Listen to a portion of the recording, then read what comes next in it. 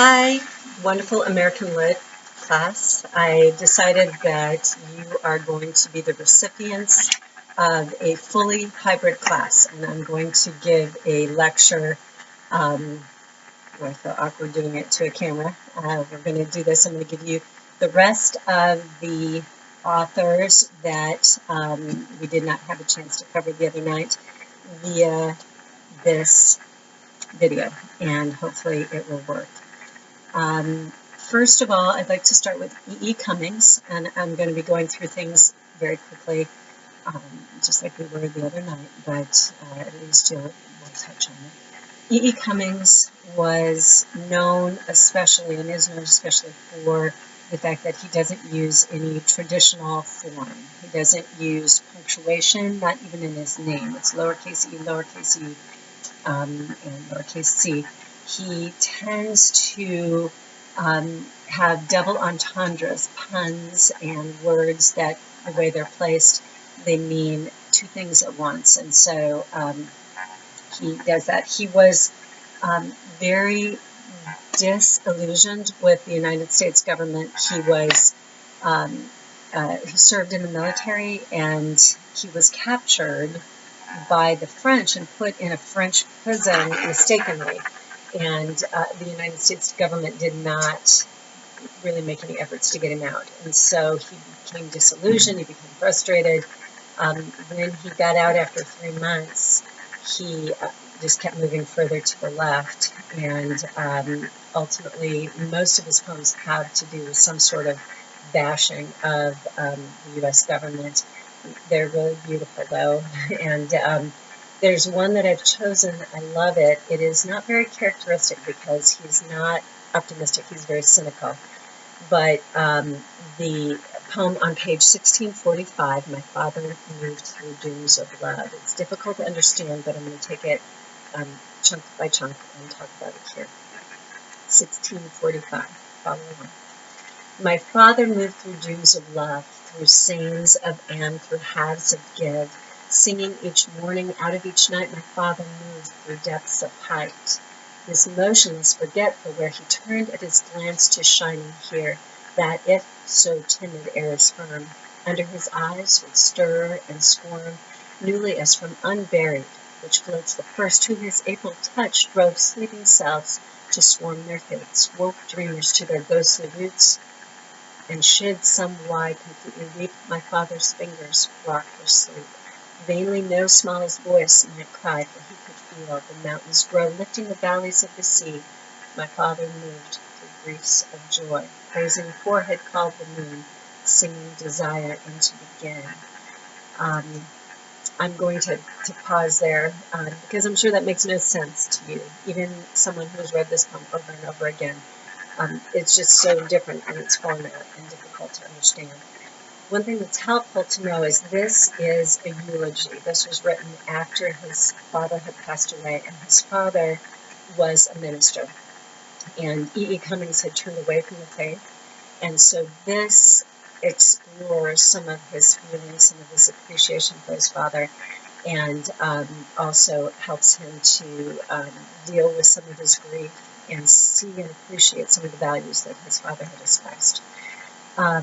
First of all, knowing his father was a minister, when he says, my father moved through dunes of love, and he juxtaposes things.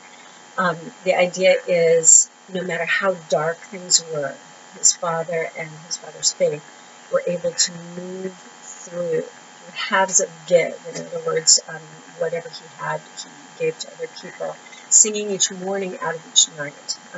No matter how dark the circumstances, no matter how much like night, his father was always ready to sing and bring the good out of it. And then there are lots of allusions here, religious allusions.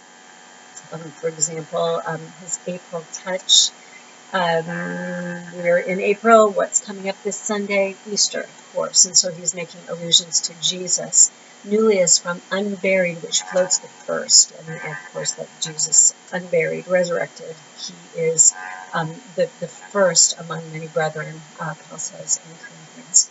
And so he's comparing his father to Christ. He was able in darkest circumstances to bring life to people. Should some Y completely weep, he's referring to people his father ministered to. And the idea is that when someone cries and says, why me? His father didn't necessarily have the answer, but he could at least give her great comfort, and his fingers brought her sleep. Then, smallest voice might cry, for he could feel the mountains grow. That's another religious illusion talking about faith to move mountains. You can do so, Jesus says. Okay, let's keep going. Joy was the song, and joy so pure, a heart of star by him could steer, and pure so now, and now so yes, the rifts of twilight would rejoice.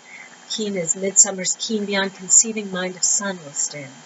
So strictly, overwrought him so hugely, stood my father's dream. His flesh was flesh, his blood was blood, no hungry man but wished him food. No cripple wouldn't creep 1 mile uphill to only see him smile. Scorning the pomp of must and shall, my father moved through dooms of fear. And he's going on now to talk about how, and notice how he starts with spring, and then he moves to summer, he'll be moving to autumn, and ends up through, after winter and darkness, ends up with the idea of spring again. So the completion of what his father has done. But he's in summer now, and he's talking about how his father's dream, his faith, what he tried to do through his life was so real that people would give everything for him, and he brought great hope and joy to them and lived in that himself.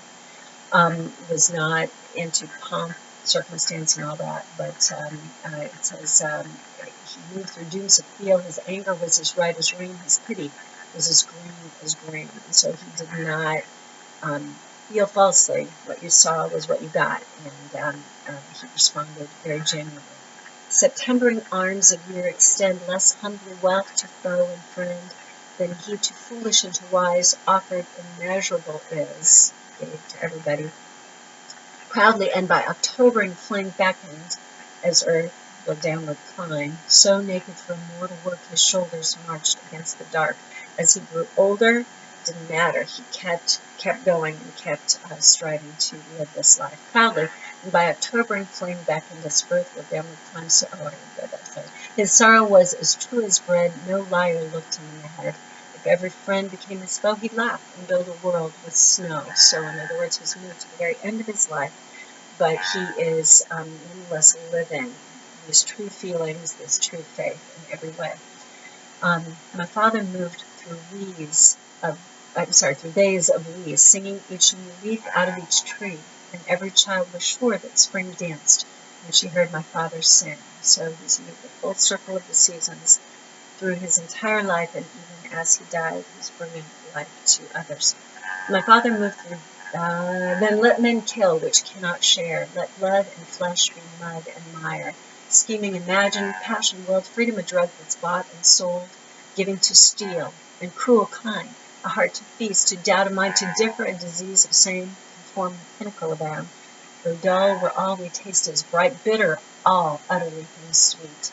Maggoty, minus, and dumb death, all we inherit, all bequeath, and nothing quite so least is true. I say, though hate will why men breathe, because my father lived his soul, love is the whole, and more than all.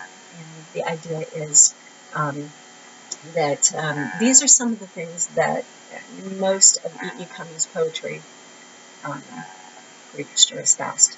The idea is he just felt like life was dark, like if you faced life realistically, what you would see is things that were called patriotic or that are freedom are really a bunch of deception and ways of controlling human beings, just a very dark and cynical mindset. And a lot of his poetry espouses that, those feelings about the world, but he says because he saw this one true life lived, hooked and anchored in his conscience and his faith. Uh, E.E. Cummings believed that love is the whole and more than all. What a beautiful, beautiful tribute to a man who had lost, from a man who had lost all hope as he looked at his father's life, to have that hope reborn within him. And so that you can get a sense of Cummings' style, of how he impacted the writing of poetry from that day forward, but also the sort of intimate picture of how he felt about his father. All right, now we're moving to Babylon Revisited, because it is, we're moving to Langston Hughes, page 1662, and I want to look at the poem Harlem. I already mentioned Langston Hughes was a poet from the Harlem Renaissance, this period of artistic and creative, flourishing. Both jazz music and art, graphic art, and poetry and other forms of writing. And many of these people were African American, not all, but in Harlem, the sort of segment of New York, so much happened, and these people fed off each other that it was called the Harlem Renaissance. And this was during the 50s. One of the things that you should know about Langston Hughes also is that his poetry often reflected the rhythms and the beauty of jazz music. And so his poem Harlem does that. What happens to a dream deferred? Does it dry up like a raisin in the sun, or fester like a sore in the wind? Does it stink like rotten meat, or crust and sugar over like a syrupy sweet? Maybe it just sags like a heavy load, or does it explode? And that last line, of course, in italics. He's making a biblical reference here, an allusion. There are proverbs.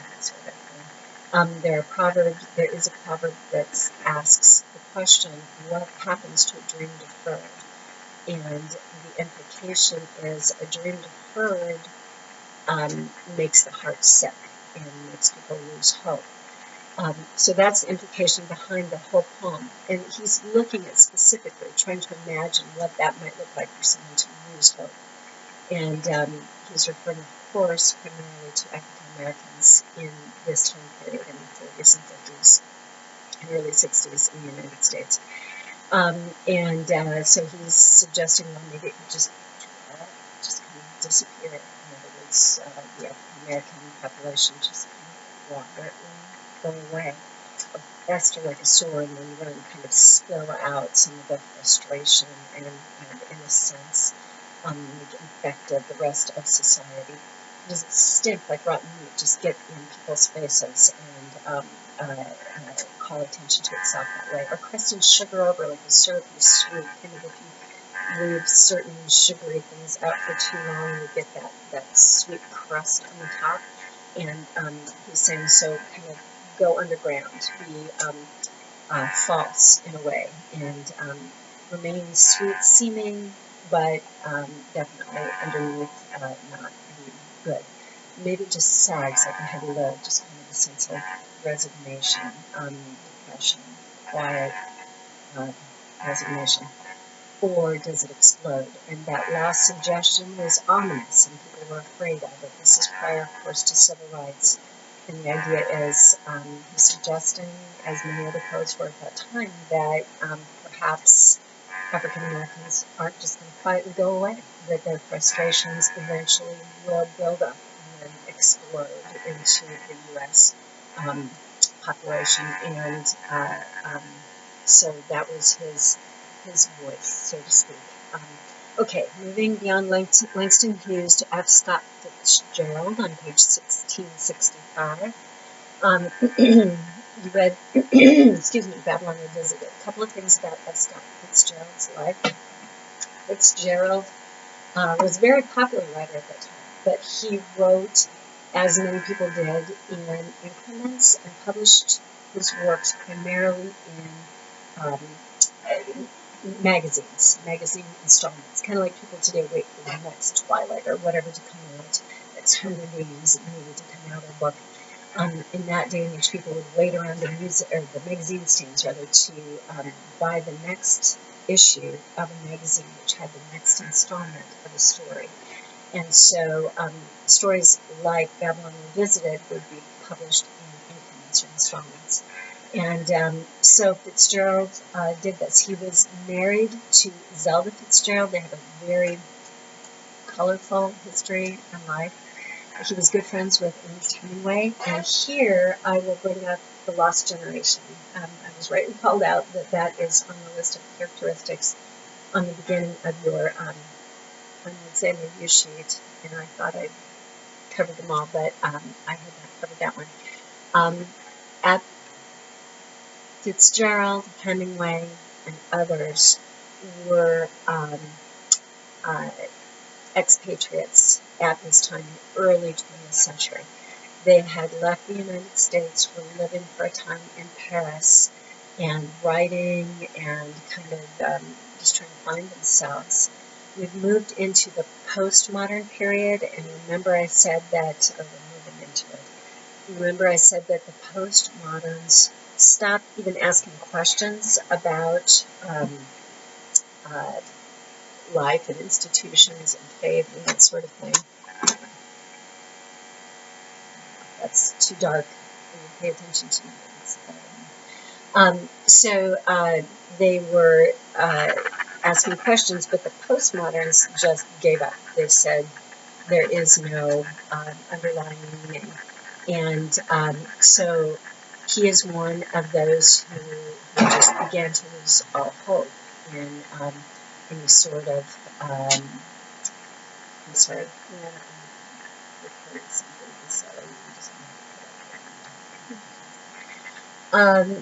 so he and Fitzgerald, he and Hemingway were anecdotally sitting at a table, and they found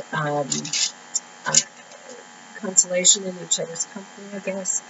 But there was a woman, and I won't go into her right now, but she was a feminist, and she was part of their group, and she looked at them and said, "Oh, we're all a lost generation." And so that became something that Hemingway and Fitzgerald sort of picked up on. Hemingway used it as the epigram, or the beginning of one of his most famous novels, and that's really what they saw themselves as, people who had really lost their moral compass, their sense of purpose for life, and were striving to figure out what was worth living for. And so he was part of that lost generation, living as an expatriate for a while. His wife was reputed to have a real penchant for spending money. She had grown up wealthy, and she wanted to keep in that same lifestyle. They had one little girl, Scotty was her name. You can see a picture of the family if you went to on page 1663, a Christmas card. Cute, but you can see at that time that was an extremely lavish lifestyle that they were that he was trying to support. And because of that, he was pushed very hard to keep making money. He could barely stay ahead of Zelda's spending, evidently. And, there were other things. I'm not completely ready to blame Zelda for everything in that relationship. I should be judgments anyway. But he was always scrambling to make money. And as a result, it pushed him to write a lot. Sometimes it compromised the quality, perhaps just a little bit. We wonder what kind of a writer he may have been had he lived longer and had he written more leisurely. But he ended up pushing himself, driving himself at a young age into the ground. He died at age 44, partly from his drinking and just pushing himself so hard in his lifestyle. So he was, he became most famous in the jazz era, and the age of, I'm sorry, not the jazz era, the age of flappers in the 1920s and that sort of thing. And he was, he wrote a lot of books. For example, that were tied to people who were spending their lives, wasting their lives, and didn't really have much of a moral compass, and trying to be hedonists, in other words. And then people came to the end in the 1920s of this lavish lifestyle, and they pulled away, or tried to pull back from that, and they just lost their sense of what is life for. If we can't be happy, if we can't spend all this money, if we can't go out drinking all the time, then why even live? And so he wrote this story about Charlie in Babylon Revisited. It is almost allegorical. It's so close because some of the names of people, for example, his daughter, Emilia, if you look and you see honor in there, he loses his honor through his choices. And he tries to get it back, of course, tries to get her back through the whole story, and through choices not his own, through his past coming back to haunt him, he just seems unable to escape his past and to achieve what it is that he's looking for. The title, Babylon Revisited, gives us a lot of insight, because Babylon was a city that in biblical times was reputed to never be rebuilt again. It was a symbol of decadence, wealth, sinfulness, and it shows up repeatedly from the beginning to the very end, literally in Revelation. We have Babylon the Great that's fallen, and we could talk more about that, but I won't. You can do research on your own if you want to about Babylon. But Babylon Revisited means that no matter how many times he's trying to rebuild his life, and at the very end, he says he's very sure that Han, or Beauty, his wife, right, wouldn't have wanted him to be so alone. So there's hope. He's trying, but there's really not a lot of hope, because his life is like Babylon. How many times he tries to get back up, he's going to be slammed back down. His implication. And he, as a representative of this generation, the 20s, early 20s, trying to get past everything that they've done in the 20s, but failing and searching and struggling. Charlie is a representative of this, so that's Babylon Revisited. All right, and next let's go to William Faulkner, page 1707, and we looked at barn burning for Faulkner. And a couple of things I should tell you about Faulkner. He created a whole system of interrelated characters in a county he called Yakumataka County. And Yakumataka County had old southern families that grew up with a lot of secrets, a lot of expectations, and religious formality and morals on the surface, but a lot of deep, dark secrets. A number of them went off into incest or insanity, that sort of thing. And a lot of his stories and novels connected back to some of these characters, some of them recurring over and over again. In Barn Burning, Sardi, of course, is from the Sardos family. And it's an old family with a lot of pride, but its members, including Sardi's father, have made such poor choices that they have descended to where his father, the family can't stay anywhere without his father causing problems, starting a fire, and having them driven out of town. When they start over again, try to rebuild, but the same thing happens with the father. And so their family has been dragged through so many things. There is the struggle within Sardi, justice and honor, or family honor. Do I stay true to blood? And he's always stayed true to blood, but he's come to an age where the judge that he's named after from his family's past, it's sort of that sense of justice stirs up in him. He ends up turning in his father, and possibly the implication is getting his father killed. And he leaves, he runs away from his family, and at the end, this grievous picture of this young boy who's tried to do the right thing, but is isolated, is cut off from his family as a result of doing that, and is left crying alone in the woods and heading off to whatever, who knows what kind of future, as he's watched his family drive away without him. It's heartbreaking, and it's a picture, one of the pictures that Faulkner has tried to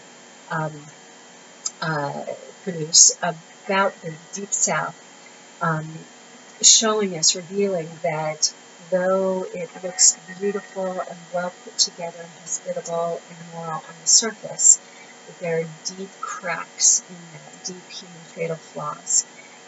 Exploring this isolation again that I said was the obsession of the 20th century writers.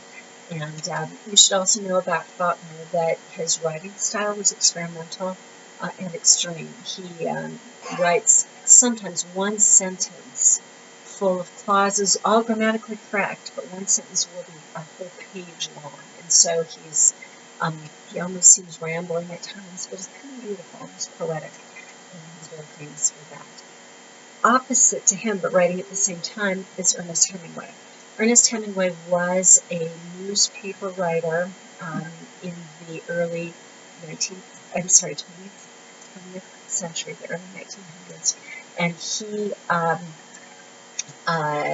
started out writing, and his newspaper editor called him in and said, "Ernie, your writing is nice, but it's just too flowery. You've got to basically cut to the chase." I know that's a more modern phrase. But as a result, Hemingway cut back and stopped writing for a little while and really worked hard to reduce his writing to just the simplest elements. And he was one of those who initially put forward this objective point of view that we talked about to the extreme, kind of the camera that observes and refuses to have much, if any, authorial intrusion at all. The author doesn't intrude. And he'll go so far as not even to have dialogue tags. Certainly not things like, "Get out," she cried with vehemence. Instead, he might say, "Get out," she cried, or more likely he'd say, "Get out," she said. He always uses said, because said is it's a term that doesn't have much judgment value to it. She just said, she spoke it. Or, if possible, he would even leave that out, and he would write, just "get out," if it's clear that character would be speaking at that time. So he pared down his writing to very, very simple. He tried to get points across instead by repeating things and by symbolic representation. And he was another one, like Whitman, who had gone to be a paramedic and became a paramedic in the First World War, saw a great deal of suffering. But unlike Whitman, who stayed optimistic, Hemingway became very burned on the inside, and a lot of his writing has to do with his primary characters being young military men who come back from service and try to fit back into this sort of superficial world of the United States, and they just can't find their place because it seems so unreal and so false. And so we have Nick, our protagonist in Big Two-Hearted River. You read part one? Yeah, so we have Nick that is coming back from military service and struggling in that same way. Hemingway himself did that. He struggled himself with depression, ultimately committing suicide in 1961. But as he struggled to find meaning or a reason to hold on in life, he determined that just having dignity in the face of all this meaninglessness was the greatest thing that a human being could do, and a reason to hold on. He was a man's man. He liked big game hunting, drinking, had 4 wives, just the whole stereotype in a sense. But ultimately, he was just done in by what seemed like a meaninglessness in life. So in Gig 200 River, you probably got annoyed, perhaps, by some of the repetitiveness, by the very, very simple sentences, sentence structure, and that was his intent. He was trying to peel back all the chattiness, all the distraction of the beauty of language and get it down to its bare bones simplicity and find the beauty there and honesty, the truth. If you remember, in our conversation with Alan McHugh, who Skyped with us, he said that the hardest thing to do is to tell the truth in writing. That's the most essential thing. And that's what Hemingway tried to do through his work. And the truth that we find, the swamp becomes sort of a symbol of psychological pain and difficulty, and Nick's gentle attempts to move toward the swamp, to fish, to go back into his past and into the pain psychologically, has to go very slowly or it'll destroy him. But he makes a little progress that direction, and then pulls back. If you were to read the part 2, he still doesn't make it quite through in part 2 of the story. All right, now let's look at Gwendolyn Brooks on page 1856. We've moved now into writers that are more modern. She was living during the lifetimes of many of you. She was very famous in Chicago. She started out as sort of a prodigy in poetry. In her schools, she was identified as a young scholar. She grew up in a very rough part of Chicago, and so she was one of those who made it nonetheless. And she received scholarship to go onto an excellent college and was making a name for herself, and then realized that was not true. That was not the truth that she wanted to tell. That what she wanted to do was focus on what it really meant to be an African American in the 60s and 70s and 80s and beyond in the United States. I saw her speak once. She was such a character. She looked like, one of those grandmas that comes out of church on Sunday morning. Her hat, her glasses. She was frumpy, a little bit overweight, and when she went up to the podium to speak at this conference, and when you're in college and you go to a conference, you don't get a lot of sleep, and so she walked up, and they gave her this huge introduction, and she walked up and all clapped, and she started talking to us like this, and I thought, oh no, I'm a goner. I'm going to be asleep in my chair within moments. And she kind of talked for a little bit, and then she got ready to read her poem, Me Real Cool, which is on the same page there, 1856. And she started out, and she said, "We real cool." And everybody in the place jumped, and it was hilarious. But she wasn't joking. She was going for it with everything she had. And so when she actually read, she became a personage to deal with. And so I'd like to read to you The Lovers of the Poor, and I don't know what I'm going to do. I probably will stop as I go through because I don't have time to go back. But it's, again, on page 1856. The Lovers of the Poor arrive. Now notice that the title goes into, there's a space before arrive, and she is basically implying that these ladies who are lovers of the poor, they feel like nothing begins in a life until they get there, until they arrive. She's basically talking about a tenement house that some wealthy women from Lake Forest, Glencoe, places we know, have gone to help them, to love on the poor, and they're going to save them, and what they encounter freaks them out, and they can't get out of there fast enough. And they realize they don't really want to love the poor. They just want to feel better about who they are. The ladies from the Ladies' Betterment League arrive in the afternoon. The late light slanting and diluted gold bars across the boulevard brag of proud seamed faces mercy and murder hinting here, there, interrupting, all deep and debonair, the pink paint on the innocence of fear. Looking at the time, I just realized I can't read this whole poem to you, but you need to read it if you haven't read it. It's beautiful. And basically, what's uncomfortable about it is most of us are placed with these ladies. And Gwendolyn Brooks isn't trying to make people feel guilty. She's trying to say, hey, maybe you don't see the world in the way that everyone sees the world, and you need to think about that carefully. Okay, I have just a couple minutes before I have to go teach another class, so we're going to look at and talk about Flannery O'Connor, page 1991. Good Country People. Essentially, what you need to know about Flannery O'Connor, she felt like every person should have the opportunity to experience a moment of grace and an epiphany. She was a Catholic. She was a Christian all of her life. She developed lupus when she was young, and you don't know how extreme that's going to be.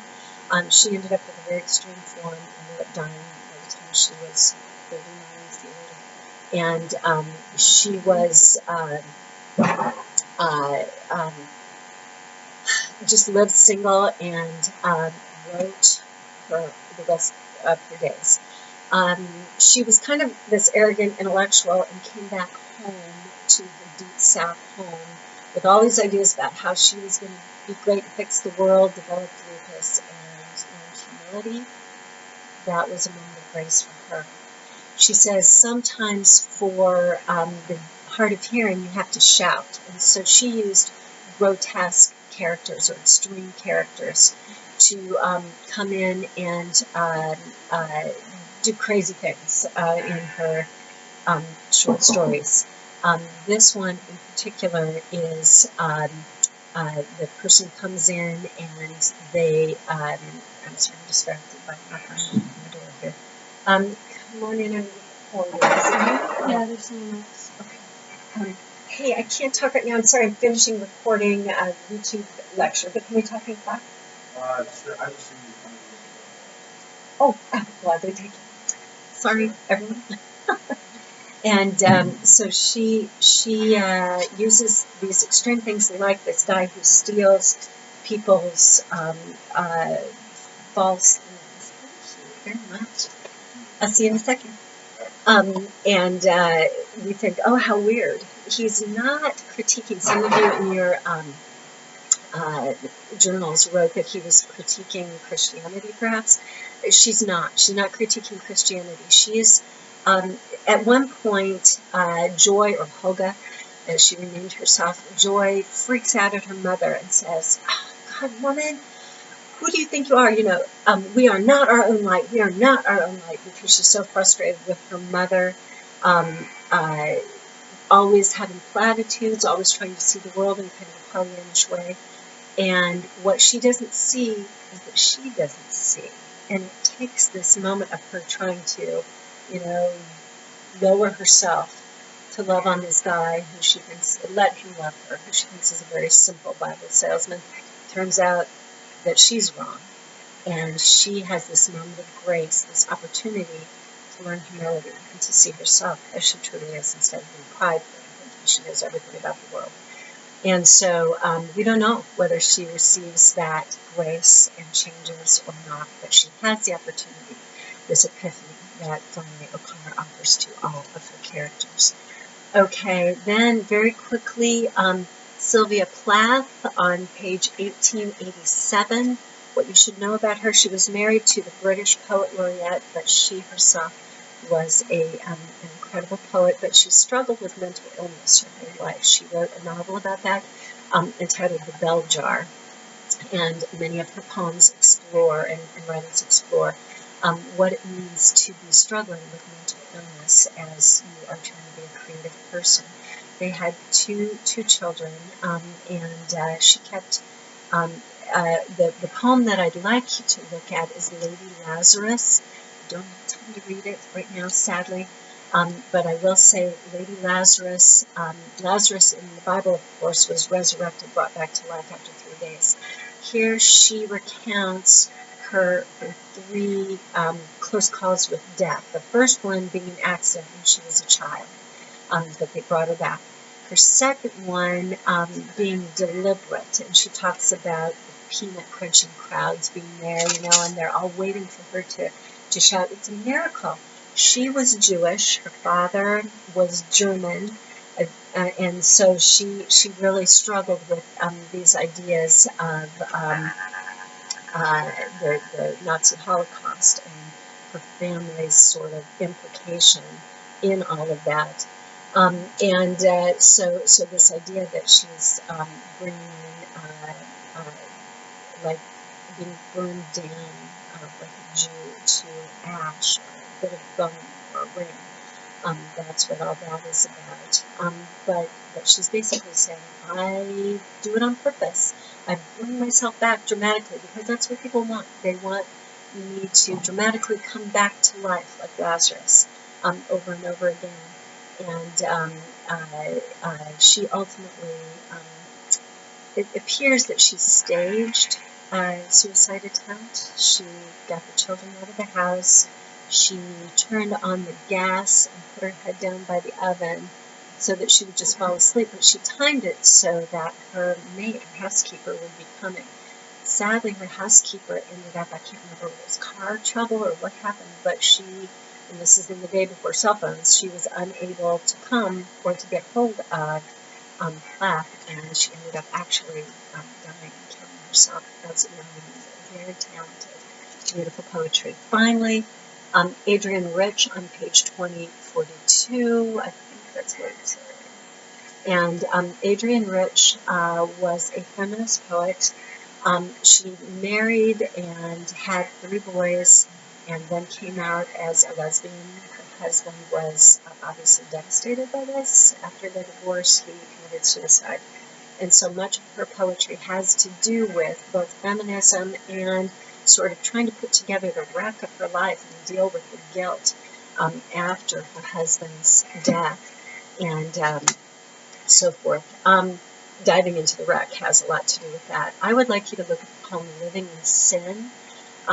Basically, what I want you to know about this poem, please do read it, I don't have time, but what I want you to know about the poem is that the concept is living in sin, and at that time the idea was living together before marriage. The idea is it would be exciting, titillating, and beautiful. She thought that when she was invited to live here, but what she didn't realize was what would actually happen. Her living boyfriend getting bored, yawning, going out for cigarettes, leaving her behind, her stuck just doing housework, and the idea of the milkman's tramp coming up each morning, his tramp on the stairs, the implication is that she's having an affair with him, and things are not what she had hoped for in life. So living in sin, what was supposed to be exciting and titillating, had ended up being dark and negative, as life seemed to be for her. It was not what it had promised, and so it becomes a representation of life in general. Very dark and sad, but beautiful poetry. That's not everything I wanted to tell you, but it's enough. And I think that's everything you should know beyond what we've talked about in class. Hopefully this was helpful. Any questions? Thank you.